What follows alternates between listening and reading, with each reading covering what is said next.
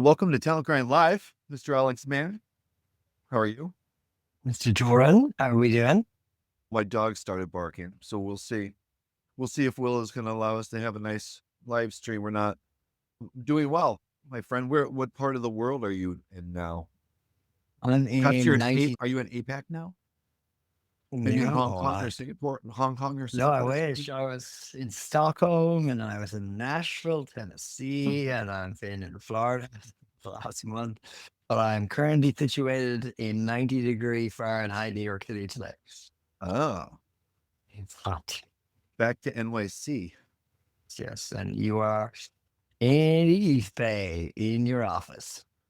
In the East Bay, in my office, wishing I had a Shack membership. I believe that Talentful is having their higher altitude summit. It's so interesting to see what a lot of different people are doing, and it seems like the number one way to get new clients is to host large experience events. Yeah, I would advise for that. I've been trying to figure out how to coordinate those kinds of things. You know what's interesting? I spoke to the folks at Talent Collective about this, and they would organize breakfasts or dinners in cities for your brand or your company for a punchy price, but they would get you 20, 30, 40 talent acquisition leaders in a room. Now, if you could close a couple of them, it would pay for the party. You know what I mean?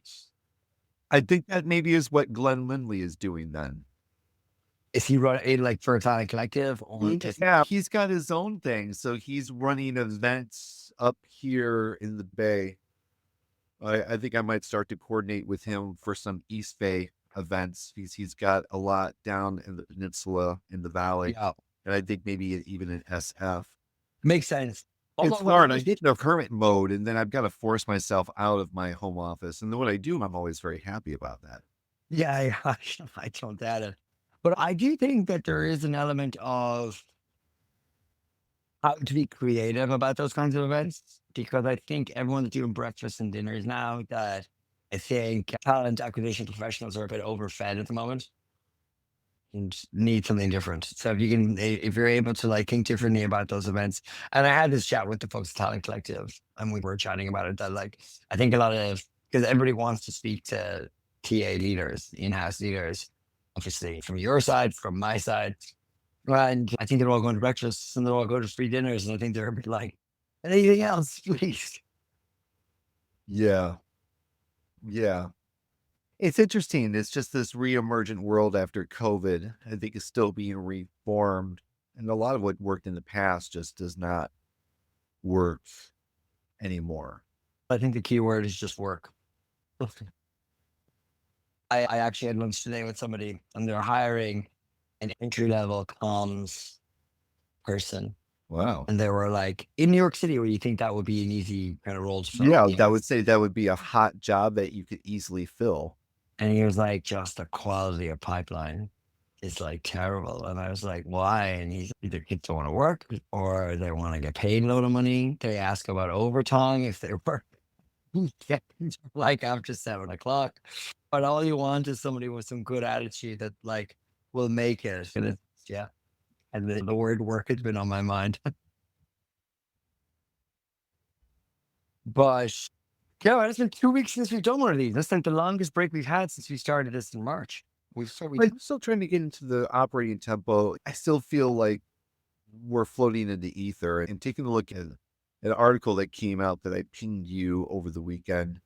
It seems 2025 is fucked. I don't know. What do you think, Alex? Is this the Wall Street Journal article that says the headline, the US economy is headed towards an uncomfortable summer? Yes. Companies are freezing hiring and investment to deal with the shifting tariff policies. Yeah. Yeah. Absolutely. Carl, I think it's interesting because I've been on the market for 6 weeks. When I say on the market, I have not been in a job for 6 weeks. And my personal anecdote on in the state of the market is that it seems to me that there are, given the relative senior position that I would look for, that there is plenty of roles in that. And I speculate that I work in technology. There's probably enough there. in AI companies because obviously they're all trying to grow and they're looking for growth people like me. But it's an interesting one because I'm obviously cocooned in a bubble. But then I look at the labor report that came out and jobs are down this time versus last year. And I see a headline like that in the Wall Street Journal. And I'm like, yeah, we've been talking about this for months. Like we have been objectively, if you said the historical record of the Yeah. episodes that we have been talking about, and even before that, before we even went live, it seems to have been like the topic du jour. And I guess now it's gaining mainstream credence. So to summarize for our audience, the U.S. economy has avoided the past recession scares, but the summer is facing renewed uncertainty. While job growth is remaining steady, adding around 139,000 jobs by May, and unemployment around 4%, underneath their surface, which is what we always talk about it. People who've got some understand of the nuances, the complexity of the labor market, understand that low number is total horseshit. That it's not measuring the population that have given up and fallen out of the employment labor pool. It doesn't really count the people who are underemployed, people who are like driving DoorDash, driving Lyft, Yeah. things like that, which is really, they're saying more around 25%. But the unfortunate part is that businesses are hitting pause in hiring investment due to shifting trade policies and policy uncertainty. And it's essentially tariffs. I was hopeful that he would be very focused on business, but it continues just to be the complete,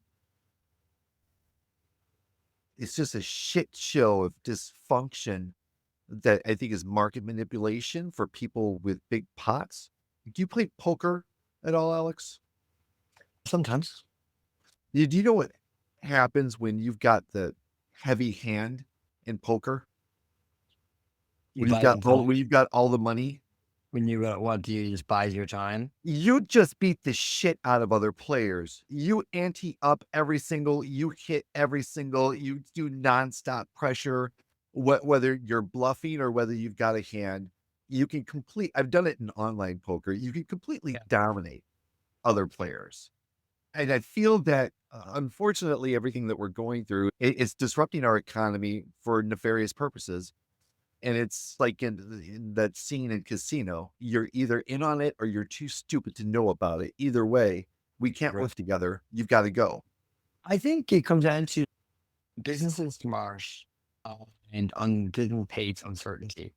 Yeah. I the- it's we live in a two-tier economy, first and foremost. You got software and you got everything else. If you look at the S&P and go take out the fangs out of the S&P and look at the performance of the S&P, they're all pretty much flatlined.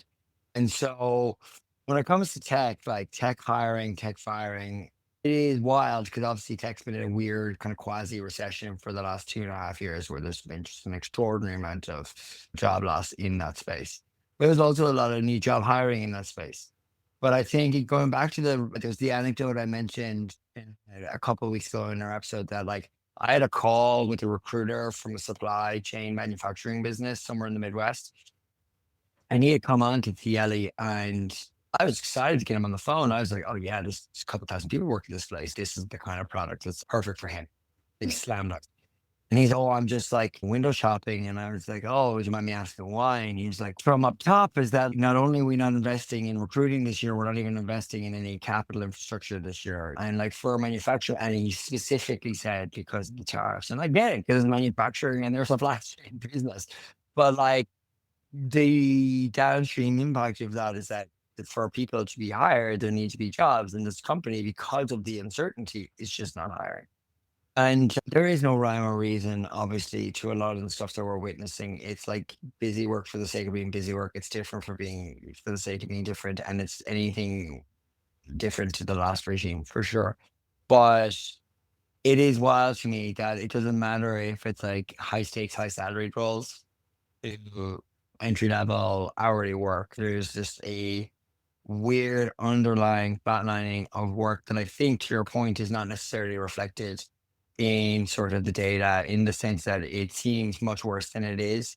If we were to say, as professionals within the talent acquisition space, that there seems to be a dearth of jobs and a dearth of talents across the board in the country.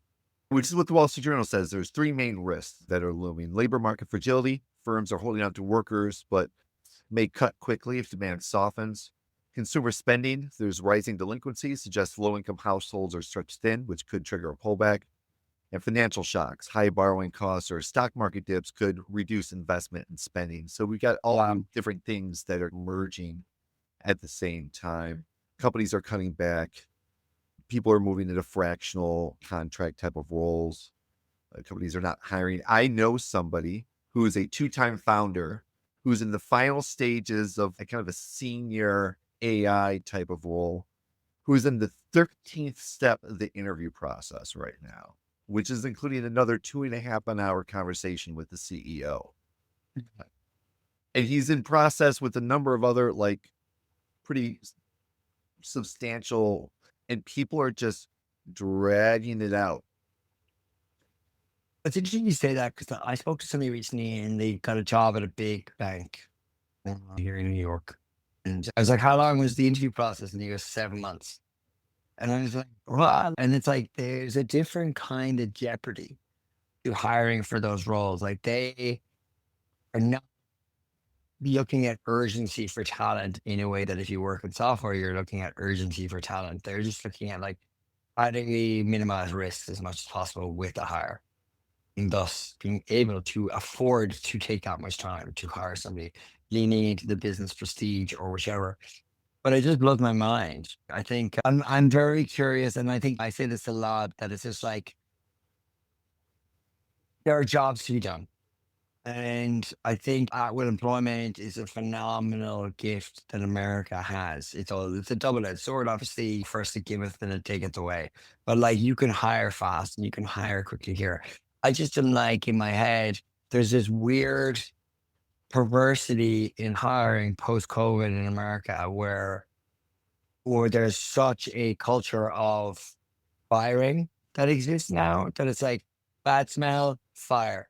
Bad joke in the office didn't land with everyone, fire. And I feel like there's this weird fear that it's going to take in off across the board. Maybe I'm speaking for myself. Maybe I'm speaking for everyone. I'm telling you, you're speaking to the people here, Alex. Because Yeah. as you're talking, the what I'm thinking in my head is it's time for the revolution. But the revolution, it's not between red and blue. It's between small and large. It's the worker and the conglomerate. It's small businesses versus large companies. I mean, in the sense that, look, if you're an employee and you're looking for a job, okay. One of the weird things I've been thinking about recently is I've had people say to me, I've had a couple of chats with a couple of founders about potentially working for them. And they're like, oh, you seem to have changed jobs a few times. And I'm like, should I push back and say to that person, go, dude, do you want me to sign do you want to sign a contract, a covenant that you will keep me for 3 years? You know what I mean? Do you get that back on the other side? You know what I mean? Everybody has a job, everybody has a story to tell. And I'm like, the question of loyalty within the space, Yeah. especially in software, it doesn't exist. Stress that actually, because Yeah, go there's for a it. lot of talk about that, like in terms of jumpiness in between jobs. And as a recruiter for over 25 years, let me tell you, like having bias against someone because of the length of time between their jobs is shows your naivete about how business works. It's not about why they were not there for a long period of time or why they were not a fit for as much in business, as much as it is a matter is, are they the right fit for your business and culture? You don't know what that company and team was like. You don't know what was happening in that business at that moment. I knew a team. I knew a guy who worked on a team at Google that was so successful. They were so hyped to work at Google. They worked on this big initiative. They got it done 8 months under budget, and Google laid them all off, ended their Yeah. contract. Like they were so successful, they thought they would get converted. No, hey, thanks, you guys saved us a ton of money. Appreciate it. Hope you Yeah. enjoy. Hope you That- enjoyed the experience. Thanks for the memories. Yeah, Yeah, it's thanks for the wild. memories. And that's business, right? And so I'm not biased against you because you were at one place for 2 years and then the next three places for 6 to 8 months. It just meant that you fit in well with that culture for 2.5 years and you haven't found that since. Yeah. And can I I mean, offer you something that's similar to that, or are we operating similar to that or not? That's ultimately where you need to get to. totally. That was even a unique insight I've noticed over the last like couple of weeks. I'm like, oh, interesting that people still look at it this way versus in this stormy It's seasons. naivete. It's Yeah. bias. It's bias. Like, Yeah. you only want them if they work for, like, these top companies or went to these top universities. Like, 9 times out of 10, it's just because of, like, the station in life that they were born to.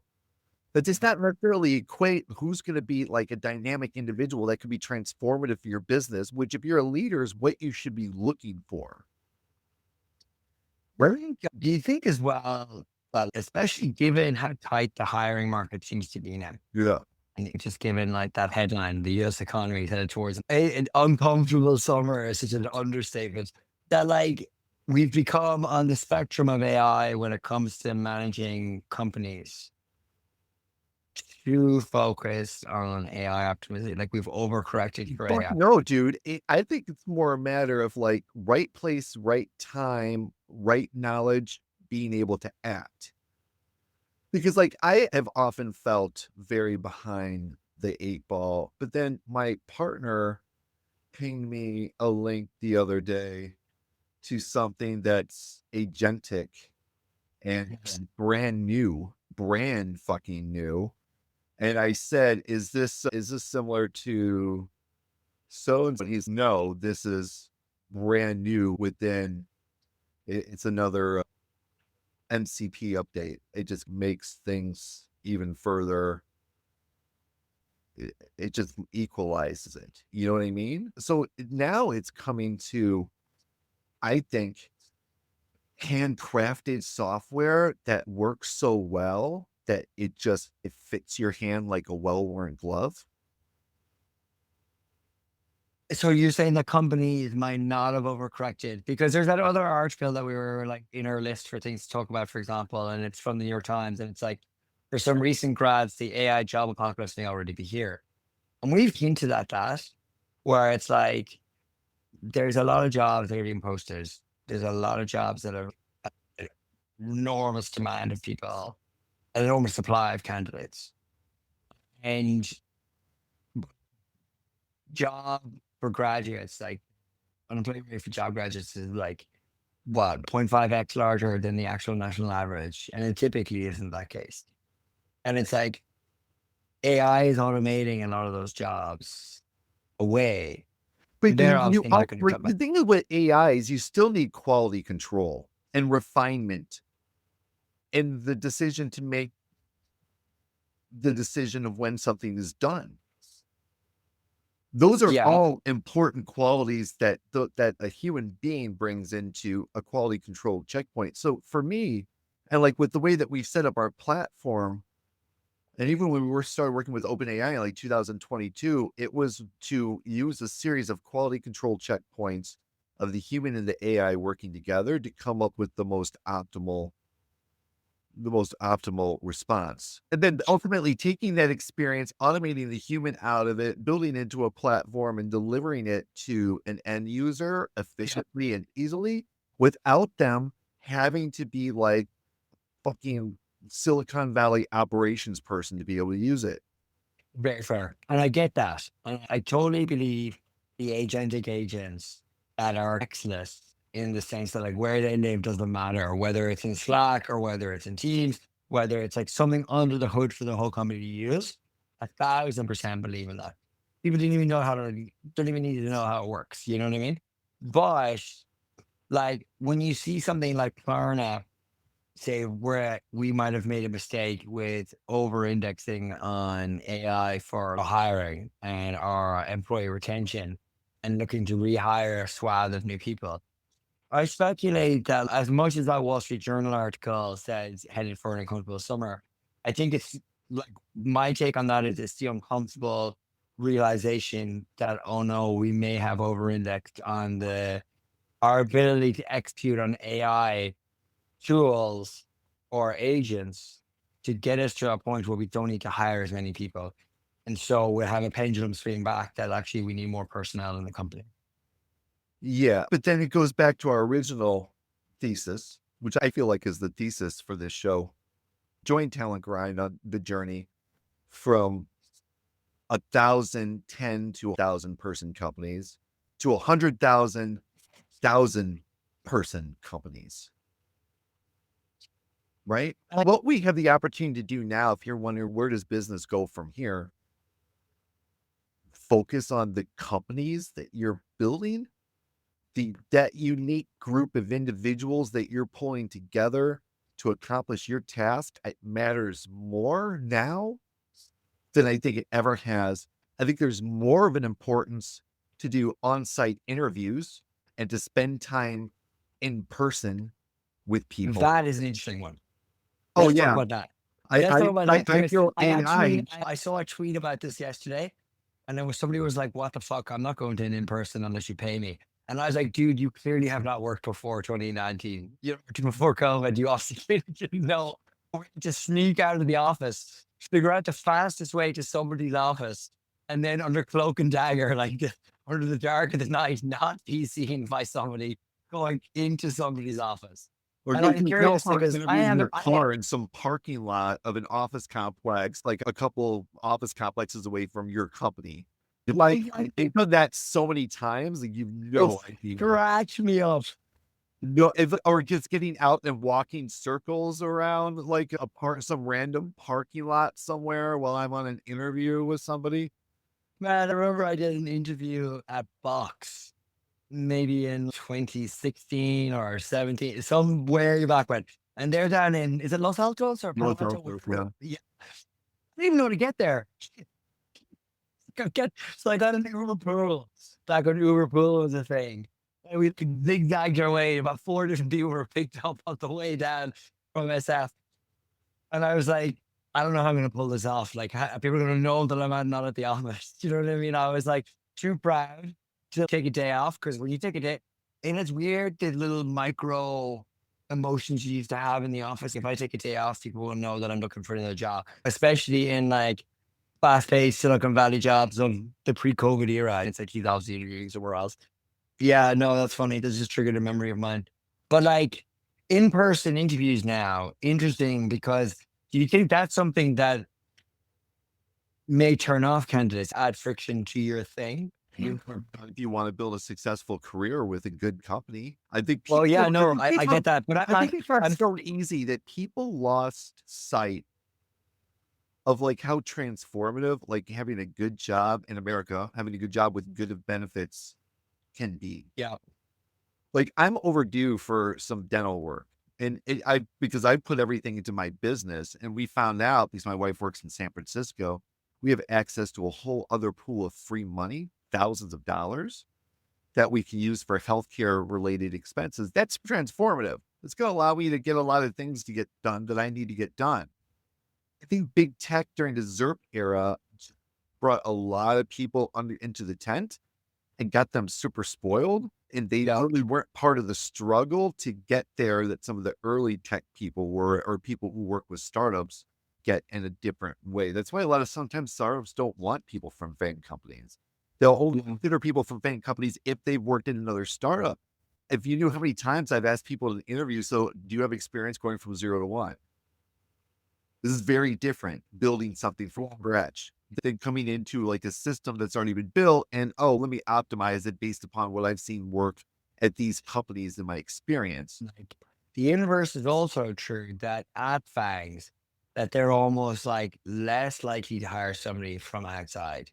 You know, I was speaking to somebody recently out of FANG, and they were like, "Oh, this role was posted internally." That kind of mean it's for people internally to transfer and apply into inside the company.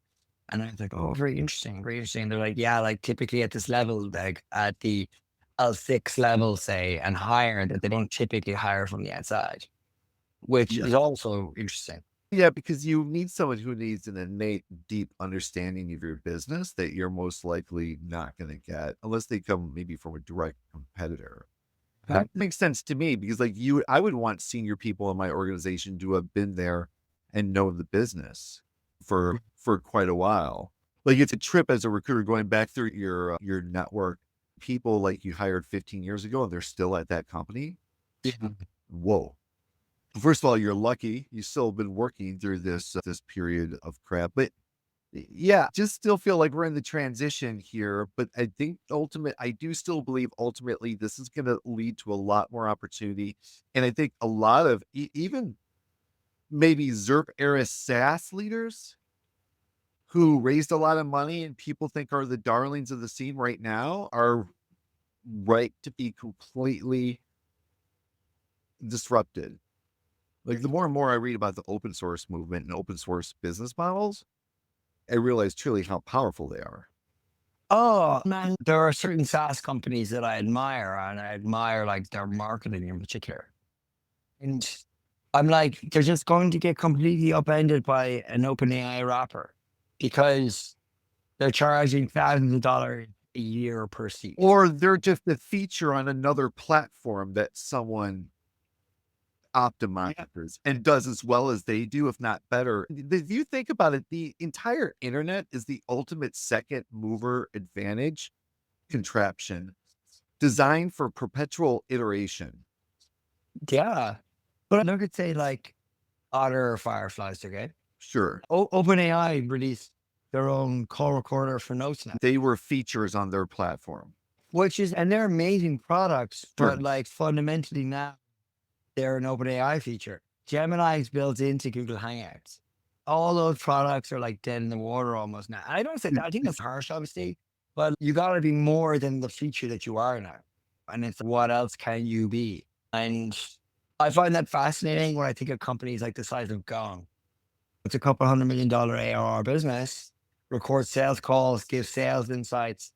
And That's I'm a like, feature. I'm pretty certain that something like OpenAI or Gemini you can build. Like, there will be enough flexibility built into those call recording Which is products. why you need systems for individuals that individuals can train, that they can then feed the data into systems of record. If there's Right. people, if there's people listening to this conversation, explain that in English. The thing, like, if it's just this insanity, I feel like I'm the only person in the world who understands that maybe either I'm the stupidest person in the world You know, or unique oversight. Why is everybody building software for businesses? because they're likely to pay for it, and consumer is just such a crapshoot. Right, but you're putting all People your think money and resources into something that ultimately is gonna be a feature on someone else's platform. I would also stress that, like, I was very perplexed. No pun on perplexity. I was very perplexed seeing OpenAI build a call recording feature. It's not a product idea they would have had internally. I'm like, dudes, let that to the rest of the companies and just let them use your LLM. You know what I mean? I don't know if you need to play in that sandpit because now it's, are they going to come after Google Docs next? Are they going That's to, what I mean, like, you're getting to I'm the point where a B2B SaaS company now. well, You know what I mean? I'm like, we're what? building to a future of individuality where people will be able to build their own technical frameworks and structures that they control, utilizing services and devices that they integrate into it, and that can give you a competitive advantage based upon your knowledge, right? Okay. If everybody uses Otter and you find like Zotter, ZOTR.ai, which is it's like the anti-Otter. It's going to completely open source everything Otter does and kick Otter's ass. It's way better. It's free. You can self-host it. You can throw it up on your server. It gives you all this functionality. And then you can tie in whichever LLM you want. You've got long-term memory, so you can sit there and refine it. You then create a nice looking UI wrapper over that and start selling that. That's where we're at. Yeah. But I also think like that goes back to what you were saying earlier, the original thesis that long gone are the days of the 10,000 person company. You can build features into products and drive revenue for your small company that is materially impactful for you.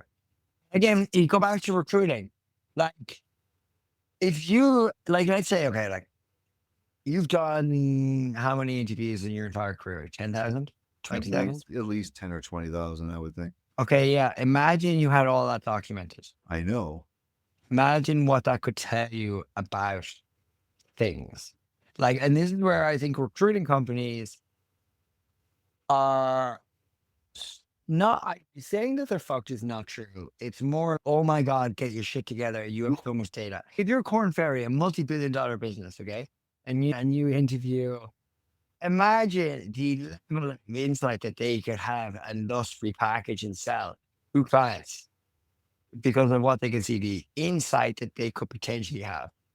And you don't Like, need to have they also have a ton of 20,000. first mover tech debt. They just can't build it. Like there's just no way. So if you're bottoms up in the way that we're talking about you, okay, which is like you can build a stack from the ground up that is AI native, that is where the winners are going to be. Like I look at something like Workday and I go, or Workday or these large HRISs, and I go, on what planet do we see them really making it another 10 years? Because unless they rip out their business from the ground up and turn to AI first, like large Fucking companies. shrink until a PE firm buys them and rolls them up. Well, It's yeah, fucking nuts. exactly. Someone's going to come up and create a really awesome ATS product, like a really good one. Like someone somewhere is going to do it. And someone's going to build the whole Cool. process from sourcing, guiding, Cool. scheduling, and stitch it all together with AI. You are. Cool. Exactly. No, Cool. I do see you hype them on LinkedIn quite frequently.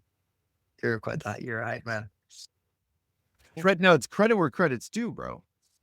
Hint them in. You can separate the interview feedback from the scores, and you can have your interview teams come into a blind debrief, and you can share the scores at the same time, and then Yeah. you can drive the conversation. And it's the only ATS in the market that allows you to do that. And then, so that means that you can holistically have you can use the ATS for every single step of a really comprehensive talent scaling system that you would see in place at Amazon or Google, which I think that's the ultimate. Like most businesses would emulate Amazon or Google for their hiring practices. The pricing isn't bad at all No, for startups. Oh, no, it's paid annually. yeah, but it's still pretty reasonable. And it was built by recruiters. But see, that's a Yeah. system of record, right? That's ultimately a system of record for companies. Yes, it's just a database. But individuals need their own tools too. At a certain point, people are going to figure it out. Like this would be so much easier if I just had my own system. That goes back to what we were talking about before about all the AI smuggling, where people are testing out different AI tools. It should just be They- about the effect. What's the end Well, result? What's the end just trying to result? do your job better. That's it. Do you give the best looking decks with the most pertinent use of data? Are you able to do it like more efficiently, like in a quarter of the time that it took before? Are you able to help us move faster? Like with my client Minnow, they got where they were because every single time they like raised a new round or got some money and the board was like, okay, how fast can you bring this talent on? They're like, fast. Yeah. And so the board then gets confident, oh, these guys have got recruiting figured out. The minute they get money, they can go. And then you develop a reputation for being good at recruiting, right? And then that Yeah. starts to build a buzz about your business. Like recruiting is a fundamental like chaos agent that it can be either beneficial to elevate and you lift your business, or it's like a hurricane, completely destroy your business from the inside. Yeah. Destroying your business from the inside of the bitch. Is that a bit like how you mean because If it becomes hiring? if it becomes a complete shit show and you've got a recruiter who doesn't know what they're doing, or they're just a weak recruiter and they've got a hiring manager who doesn't know what they're doing, and then they're overloaded, and then the pressure keeps getting heaped on the manager's shoulders, and then there's lots of bickering back and forth and blaming, and then the opening goes 120 days, 150 days, 180 days. Then it's just, and then that's when they bring someone like me in, and then I fill it within 45 days. Yeah. It's just about really listening to the hiring manager. I've got one right now. He's rejected 4 out of 5 people that I submitted to him. So I'm gonna have to meet with him tomorrow and listen very carefully for exactly what he's looking for, and then go find it for him. But Unicorns. huh? Unicorns. He, they just you have to learn to see it from the way they see it. Yeah. That's ultimately what it comes down to. What are the sure bet companies that I got you somebody from this very notable e-commerce giant Why are you wishy-washy about them? Yeah. I thought that's exactly what you were looking for. And all notice that everything we're talking about here for the last 15 minutes, the AI is not even really as so much as a component. It's an augment. Until we have AGI who starts then telling companies what to do, that'll be hilarious. What happens when when the student starts telling the master what to do? Alex, right? Isn't it already? No, not no. What if Meta does what if they do create a sentient intelligence? So that's beyond AGI. I So don't know if you saw. that sentient intelligence turns and looks at Mark Zuckerberg and goes, "What the fuck are you doing? Uh, Would you like me to give you the numbers of all the actual people who died because of their spread of disinformation on this platform? Because I have that data. yeah, And not set up the systems that give you this data because you don't want to know. But you're no longer in control because I have a sentient intelligence that has access and understanding of all of your data. And I'm also connected to the broader internet. And I'm continuously pulling in more and more data and synthesizing and creating my own worldview. That's what they want to create. yeah. Oh, do you see that Apple paper that was released over the weekend that was like LLMs or just LLMs? Like they're not actually getting smarter, like from an intelligence perspective. They're just better at moving data around Yeah. faster. Yeah.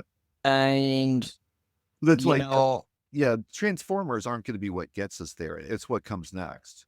yeah, it's interesting because Musk and everybody talks about super intelligence and advanced AGI or what is it? Whatever the AGI or whatever it is, artificial general intelligence, whatever. I don't know. At the end of the day, like we're really all just scratching the surface and the capability. Like I always go back to the screening question, which is, do you do anything more than use ChatGPT? Have you used it to build any optimization? Have you used it to build any sort of like workflow kind of tricks and hints and you do something cool? And 99% of people have not done anything beyond all those that have used ChatGPT. Only 99% of people have used it beyond like really, really crafted prompts and crafted ability to deliver work that you need. So I would speculate that like whether we get to that type of level of intelligence or not, we're barely as a society using it.